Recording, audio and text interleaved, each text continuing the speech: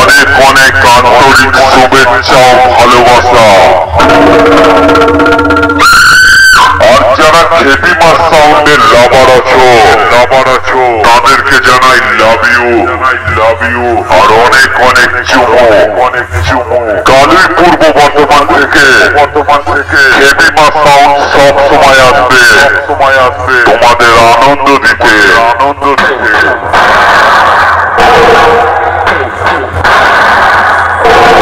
তাই আগত সকল দর্শকদের জানাই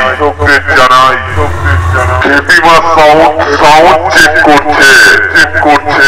মায়ের আশীর্বাদ